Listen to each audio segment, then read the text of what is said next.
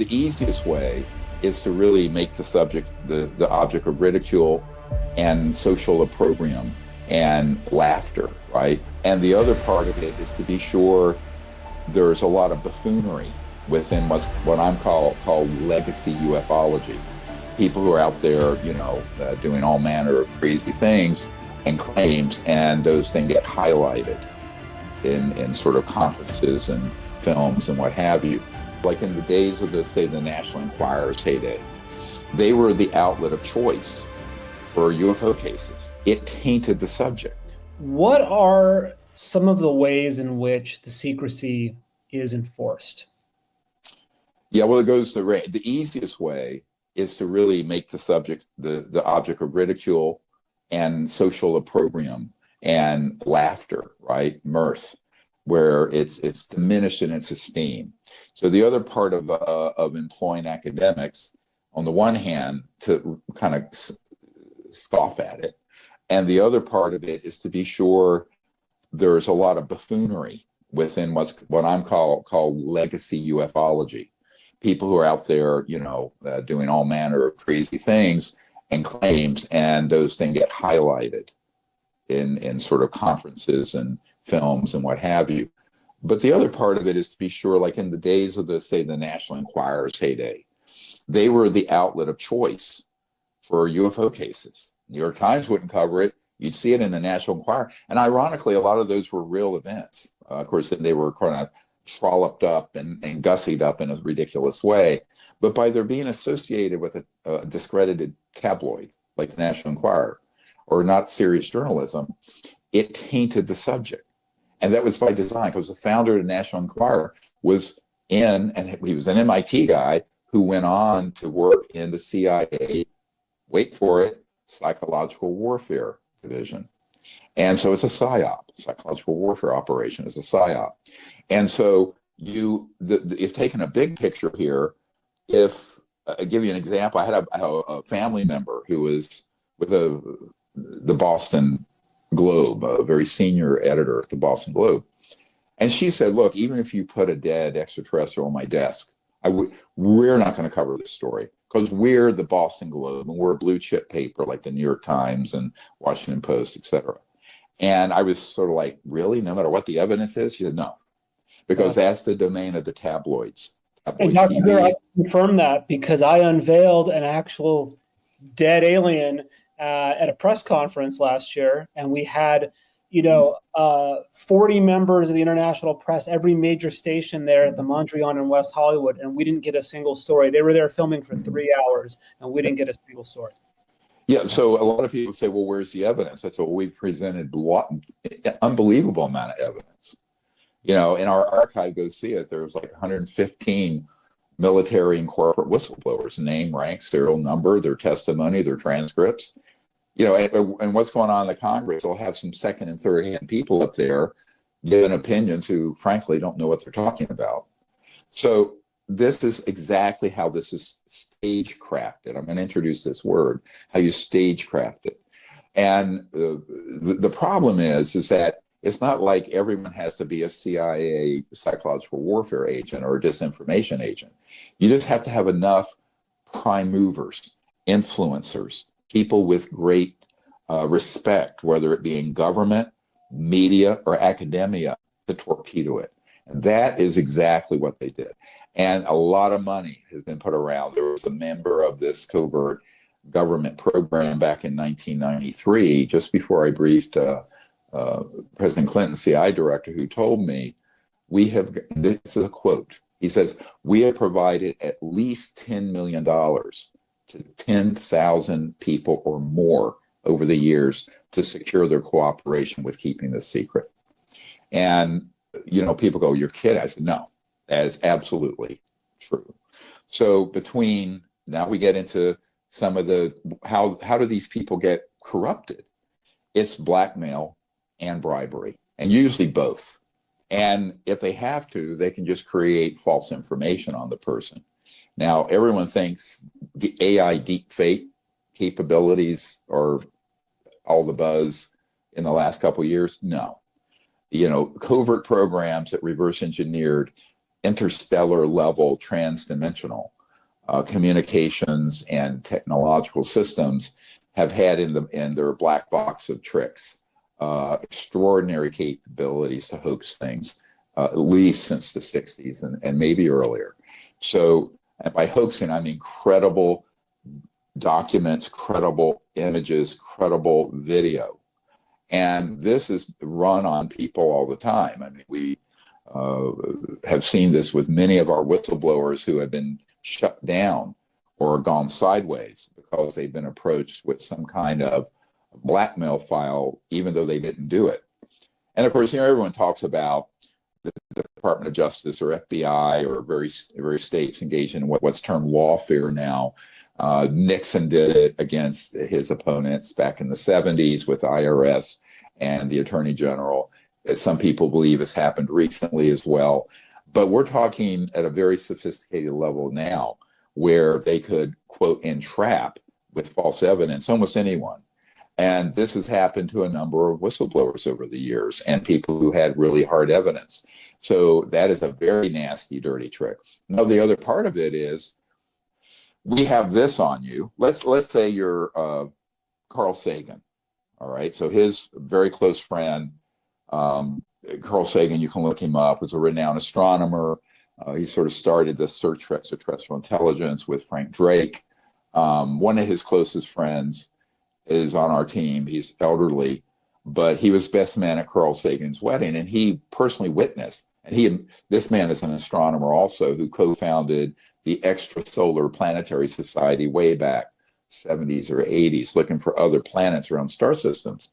And this gentleman said to me, we have, unfortunately, gotten Carl as an asset for the intelligence community because they had some dirt on him, apparently some academic impropriety when he was doing his PhD thesis. And they basically said, you'll be ruined or we'll make you rich and famous. Now you choose. He chose to become rich and famous. But he said, Carl, this is his closest friend, I mean, best man at his wedding. He said, Carl aged 30 years in 1 month. This was so hard on him psychologically because he basically had to sell his soul to the devil. And I know so many people like that over my 35 years of doing this. And it's very hard to resist. So let's say you have that kind of file. Remember, J. Edgar Hoover famously had all kinds of files on politicians and stuff so he could stay FBI director for decades, right?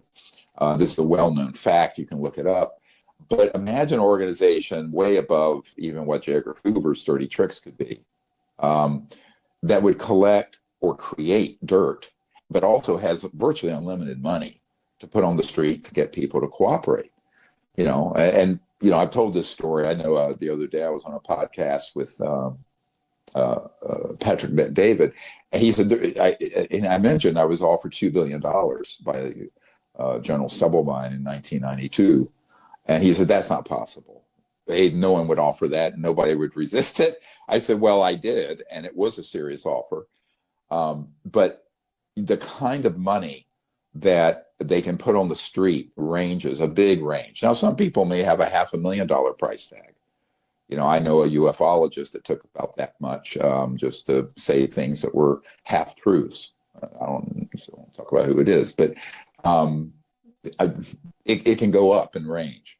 Ultimately, it's about offering people a very big threat or a very big prize to get their cooperation.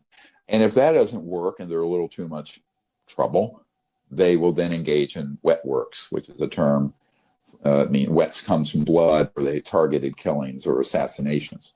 And that has happened many, many times over the years where people just simply vanish or they're killed in what may look like an accident or commonly a suicide. We know Marilyn Monroe, they made her death look like a suicide when in reality, if you look at the document that we have signed by James Jesus Angleton III a few days before they found her dead, Marilyn at that time, Miss Monroe was threatening to hold a press conference to tell the whole world about what Jack Kennedy had told her about the objects from outer space found in New Mexico in the 40s, etc.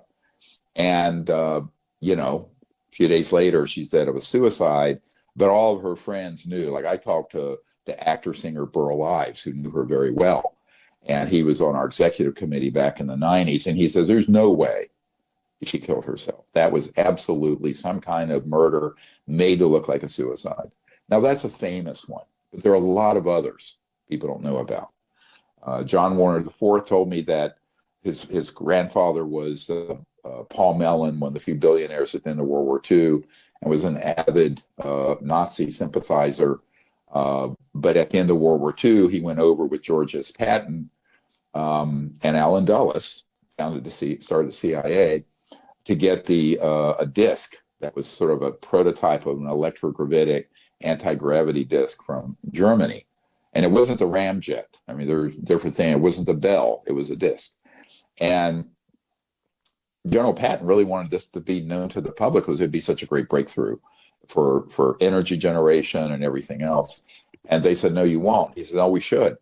And so they created a plausible deniability automobile accident where he was killed in an automobile accident, but it was set up.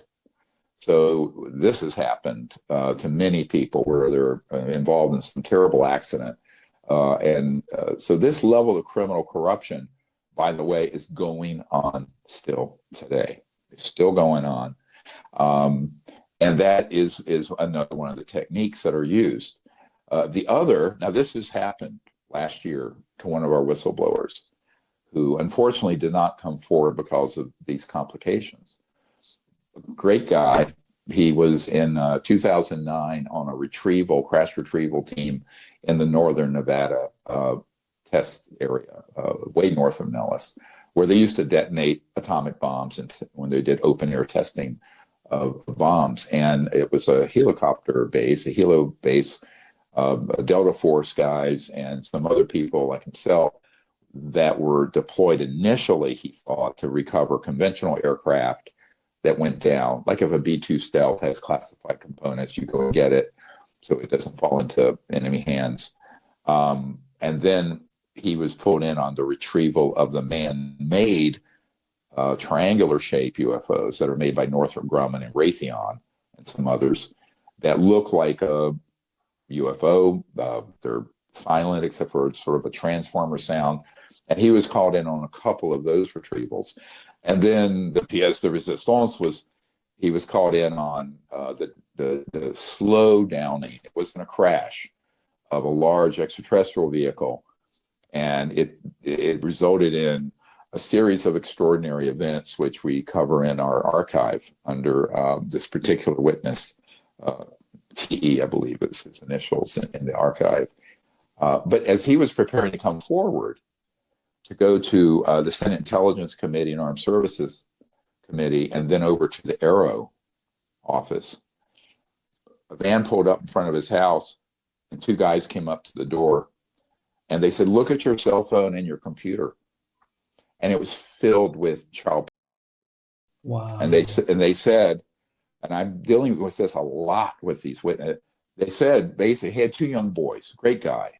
But he said, "You're going to either be quiet or you're going to be in prison for the rest of your natural life." And they meant it. Now, is that the only person that's happened to? No, it happened to Bill Holden, who was the JFK chief steward on Air Force One, when JFK told him very directly that he knew about the subject, but, quote, "the whole matter was out of my hands, and I don't know why." Bill Holden is that man. He's since moved on, but I mean, he was set up in a similar. So was Stephen Wendell.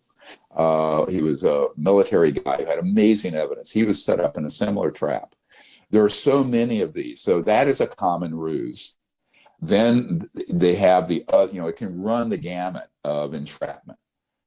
Financial entrapment, IRS bogus events. There's a chief investigator that I won't say who, which committee, but in the Senate, who has had not only the law enforcement sicked on him, but also IRS sicked on him since he started cooperating with us to bring witnesses in and provide that testimony in SCIFs, secure compartmented information facilities, up on Capitol Hill. So, there is a long history of this up to the present hour, right? And so one of my grievances, if I want to vent a little bit here, I'll try not to break the leash because I feel strongly about this. Where the hell is U.S. law enforcement, or even state law enforcement? I mean, you have murder going on, kidnappings, entrapment, blackmail and bribery, embezzlement of, over the years, trillions of dollars of federal funds, right? You have human trafficking, drug trafficking, all being done by this transnational corrupt organization. And they're prosecuting what? Nada, nothing. So at a certain point, the other thing that the U.S. public and world community needs to say is, where the hell is law enforcement? If we're not going to have law enforcement against crimes of this nature, up to and including treason, what's the point? Falsely entrapping people like they try to with this new witness who was on a crash retrieval operation is a federal and a state crime. Now, I'm hopeful, based on some information that I've received in the last day or so, that might actually be getting serious now, where there's going to be some serious look at this kind of criminal activity, including any that are run on me personally, because this is also a common problem. But there are all kinds of techniques like this that they use, and this is not a conspiracy theory. These are facts that we can prove. We have witnesses who can document this and who will testify under oath, but also will provide information to law enforcement. Why aren't the people perpetrating these crimes being prosecuted? Why isn't it even being investigated? So let me open this up to another level. There are certain times where if there's something happening that the organization running these covert sites in various places don't want the public to see, they will also set up a series of false kidnappings and abductions. The legacy UFO subculture calls these abductions. But they're set up by people who are running advanced platforms that are anti-grav, that look like an alien ship, with, in the early days, men that were either had deformities or a very short stature. And it's like Hollywood, where you can make anyone look like an alien on Star Trek or whatever. And they were used to go in and using both chemical agents and directional energy weapons like Havana syndrome, but much more advanced systems, knock people out and abduct them. And they were abducted. People say, I'm an abduction denier. I said, no, I'm not. There was an attempt to abduct me in 1994, but I knew what it was. It wasn't from a non-human source. It was very human, very convincing. And so now, in what jurisdiction in the world would kidnapping and then torturing or injuring someone not be a crime? Pray tell. This is absurd. And so the same thing in foreign countries. We have Jacques Vallée, I've mentioned several times, has the CIA document from 1985, that he gets agitated if you ask him about it.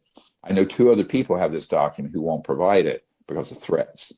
If it isn't provided at some point, I think law enforcement will have to acquire it. Okay, let me just leave it at that. So, and that's a bit of a threat, and it's intended to be. But look, that document describes the CIA operating these advanced systems, UFO-looking objects and alien-looking creatures, some of which are now robotic, and the really advanced ones are actually partially living. They have a biological. They're like living meat. They're both biological and integrated circuits, and they're man-made. Now, don't confuse that with a non-human intelligence. Although to the unskilled, uninformed person, they are absolutely convincing, 100% convincing. But they use those in Brazil and Argentina, and it says in the document for its psychological warfare value. Yep. So, what better way to, if the subject can't be completely kept secret, right? And information spills out, you either taint it by directing it into Kookville, right? Or tabloids, or you create this specter that, well, if they are out there, they're this malevolent force in the universe, and it's just as well we keep it secret.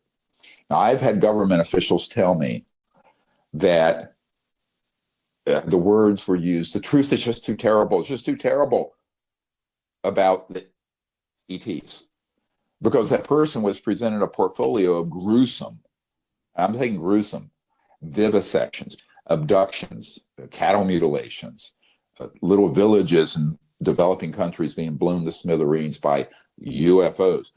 100% of that man-made, but not to people who don't have enough information. So the reason I'm doing this podcast is for the general public, but it's also for government officials, because you need to understand you're not dealing with just normal tradecraft and spycraft here. You're dealing with very advanced technologies that have been reverse engineered for 70, 80 years, and their application in psychological warfare, but also hoaxing these atrocious events. And so these people are real victims, who have been treated this way. And so much so, let's get to another level of psychological warfare technique. And it's the linguistics at the CIA and other agencies for word usage. Now, I'm not going to get into a lot of this. I'll leave that to Noam Chomsky or somebody. But words have meanings. But a word actually conveys a thought. And within the thought is the consciousness and the feeling, both mind and heart behind it, right? So if you label all extraterrestrial contact abductions, boom. What is an abduction? Go look it up in a glossary. An abduction is a invasive, violent act, criminal act of taking someone against their will, right? It's very different from ET contact. So in the 40s and 50s was the era of the contactees. There were a lot of people having contact, and they were not terrible experiences at all. They're beautiful, much like Jake Barber described in his experience with NHI and mine.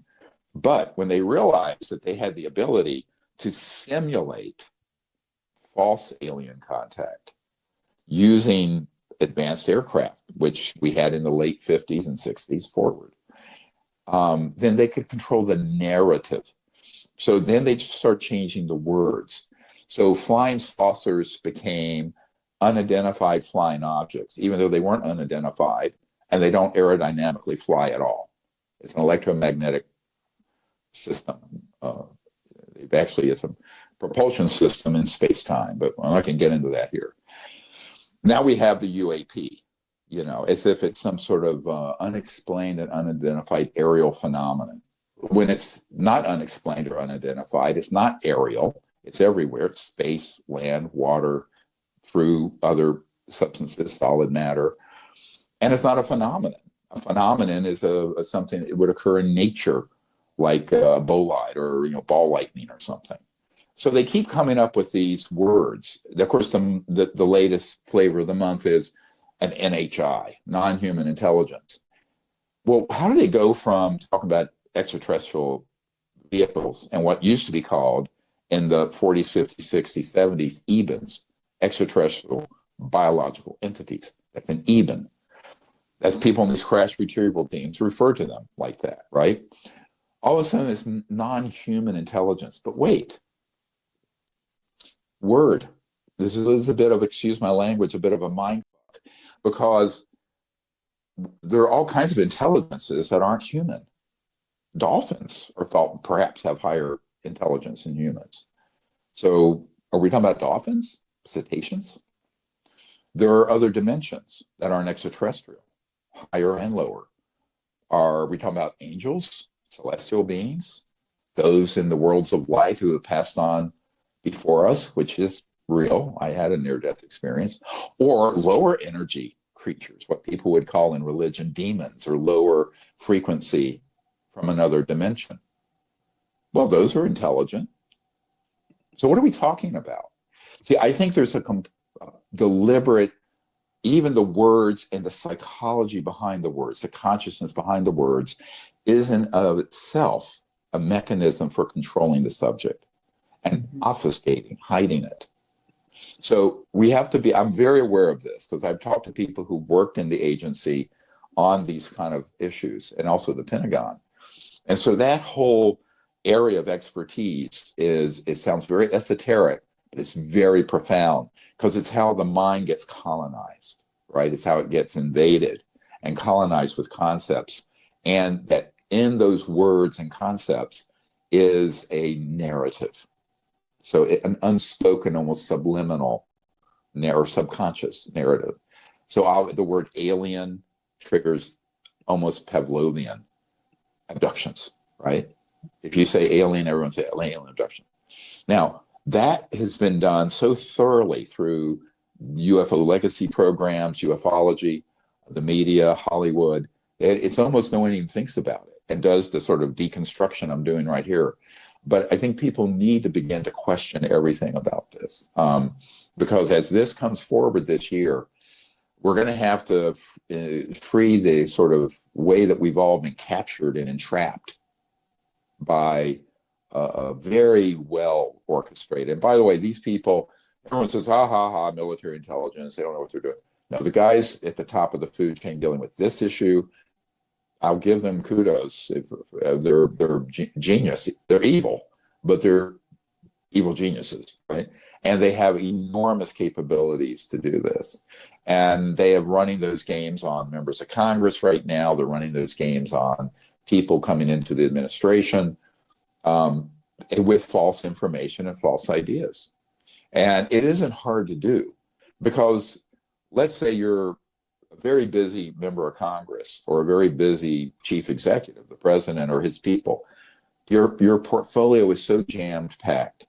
So it's very easy to give 1 part information and 9 parts disinformation or spin.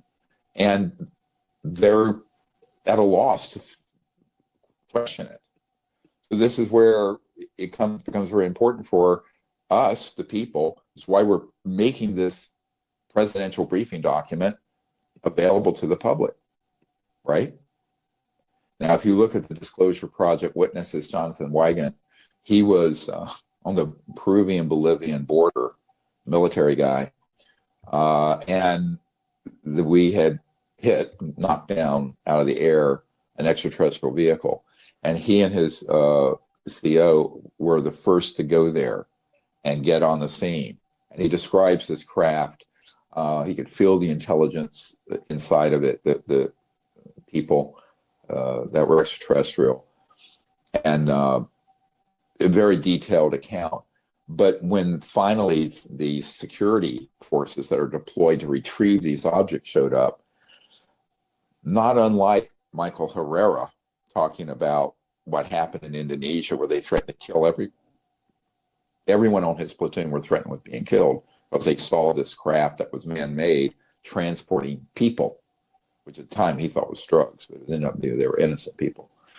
And what happened is, in this case with Jonathan Wigand, he was told point blank, if you ever speak of this, we're going to know, but we will put you in a helicopter and throw you out of the helicopter into the jungle in Peru, and they'll never find you. And I have spoken to a number of people who've had very credible threats like that. This is not some sort of TV show, folks.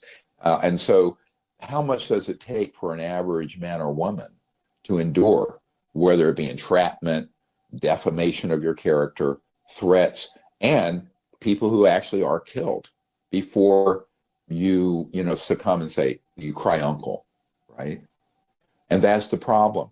So whether it's people in government, military, good men and women who have been threatened this way, civilians like myself, because I'm just an ordinary person doing research on this for 35 years, everyone has this thrown at them if they're going to be a problem for both the details of the secrecy, but also in the criminal activities, but in particular, operationally, something like what Jonathan Wigand said, where we, knocked down this craft and probably terrible loss of life, and other sort of operations. I think of all the operations where the men that I debriefed who have been operational, have been threatened, have been the use of these craft, man-made UFOs, in human trafficking, gun running, chemical weapon running, and drug running, and the people who are in charge of operational abduction systems, where they have abducted people and what the details of that are. I mean, I debriefed a man who was a physicist who was flown into a base in the center of Australia, who, very brilliant man. And he went into, it was on a helicopter, went in what looked like the side of a hill or mountain. And that was actually a hologram. Went in, landed on a big platform, and then went underground. And they were manufacturing, he said, like sausages coming off a conveyor belt, the man-made program life form aliens that are used in abductions. And he knew all about how those systems worked. But he appeared with two security people behind in a room after I gave a lecture up in the Pacific Northwest.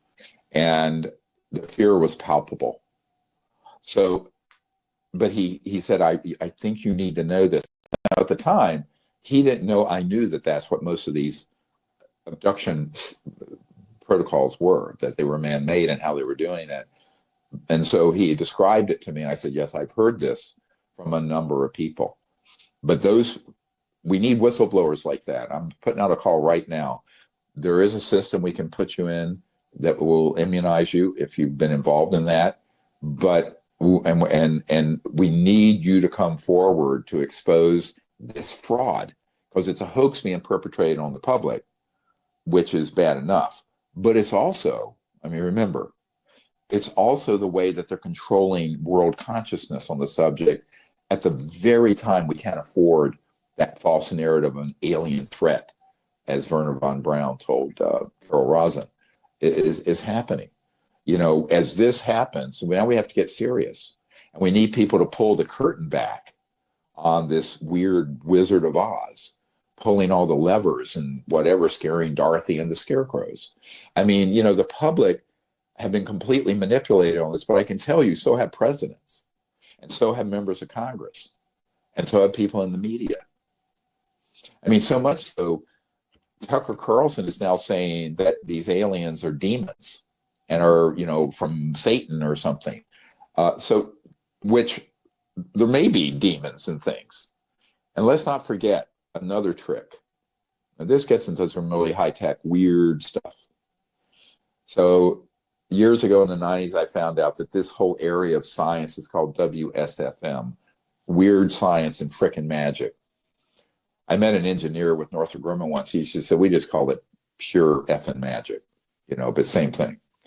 And it's a very high voltage electromagnetic systems that can create phenomena like Skinwalker Ranch, Bradshaw Ranch.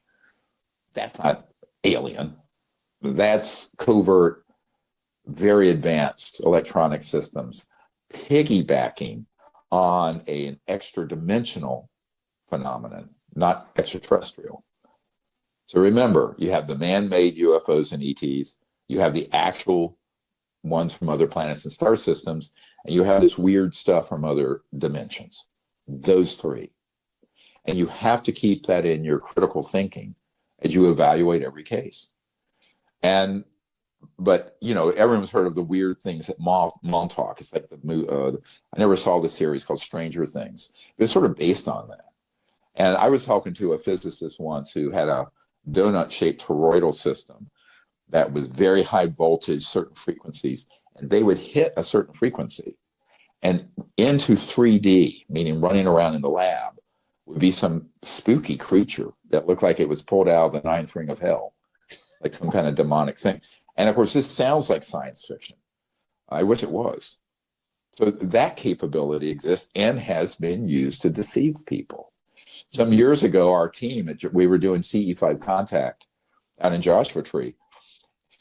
And not at the house where I was staying, but other members of the team were saying there was this strange thing that could be easily mistaken as an ET that climbed up on the side of the house and on the roof and was banging on the window. And it looked like some really scary thing. And that was one of these creatures that had been unleashed by the intelligence community. Was it like a skinwalker? No, it was maybe a 3 or 4 foot, a strange, hairless, scary looking creature, but it was 3D. It was flesh. But it was not extraterrestrial.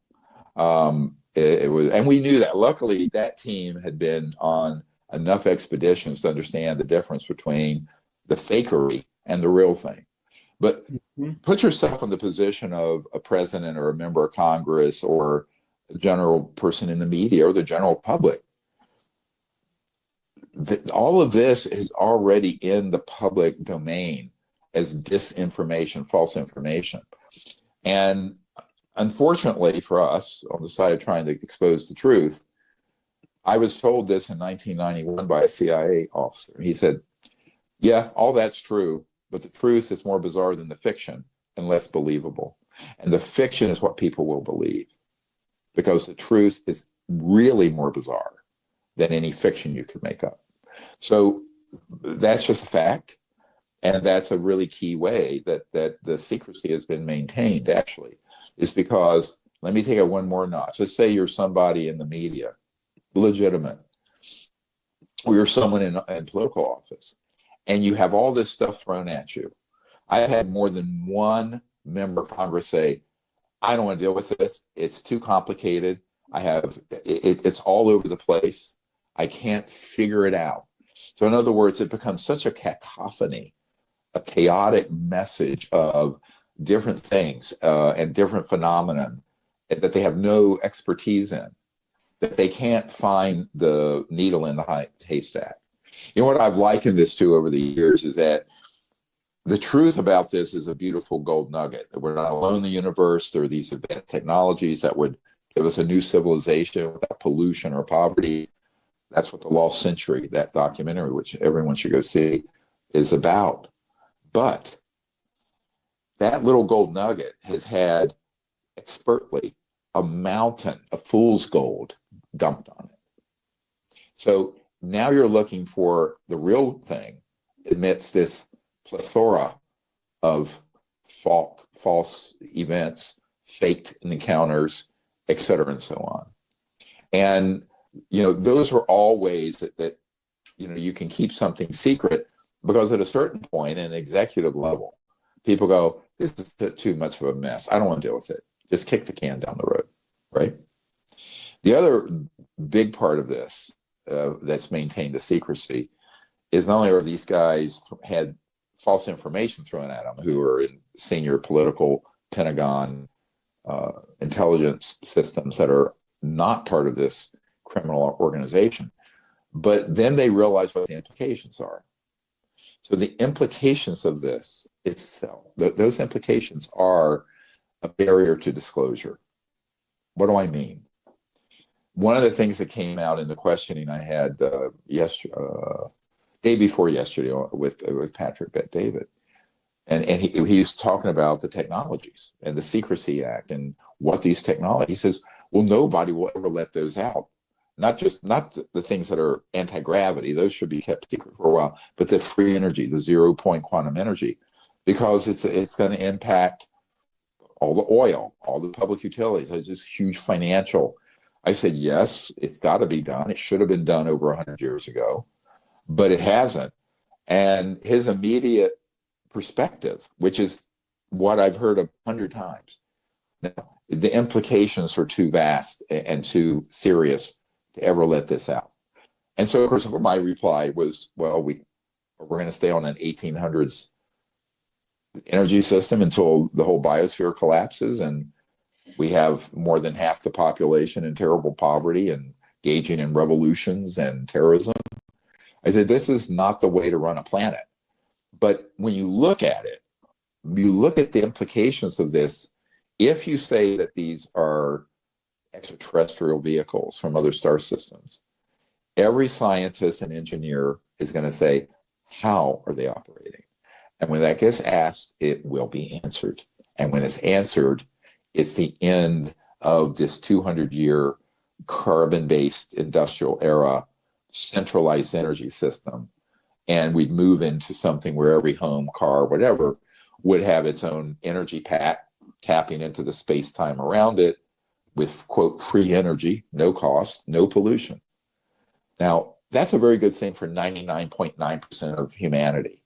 It's a very bad thing for a certain oligarchies that are involved not with billions of dollars, trillions and hundreds of trillions of dollars. Nobody cares about, the kind of wealth like Mr. Musk has, the 250 billion. That doesn't move the needle. Trillions and trillions and hundreds of trillions does. And that's what we're talking about. Now, people say, well, you're making an argument for keeping this secret. I said, no, I'm not. I'm making an argument for courage and vision, and that these systems have to come forward if we're going to go forward as a civilization. But it needs to be done in a smart way. So you don't bring out the anti-gravity systems right away, because that can be missile delivery. The energy systems need to come out in the safest form possible. But even that is a 15 or 20-year endeavor. Think about it. On the road, we have 1.5 billion motor vehicles. We only can create 100 million vehicles globally a year. That's 15 years to convert them to something that is a really clean, sustainable system if we snapped our fingers and that started happening tomorrow. So we're really looking at 20, 25 years. Same thing for people's electricity for their homes or factories or businesses. This is heavy industry. This doesn't happen on the turn of a dime. And so if we're going to really have a future for my children and my 12 grandchildren, we're going to have to deal with this. But it's going to take courage. And it's going to be saying there are going to be winners and losers in this, but that can be managed. So the stakeholders in the current energy system should be brought over and encouraged to get on the ground floor of this energy revolution, which actually, it's like the internet created, uncounted trillions of dollars in revenue and millions of jobs worldwide. And no one knew that when it first came out. This will be that even bigger, because you have 3 billion people on the planet don't even have energy to cook their food. So there is a massive jobs and economic opportunity here. But if you're only looking at the next quarterly report or a 6-month window, you're going to say, oh, we'll just keep it quiet, right? Because change this big, and I've said this for a long time, people who with a lot of power don't want change they can't manage. And this is a big change. But it's been forestalled since before I was born, right?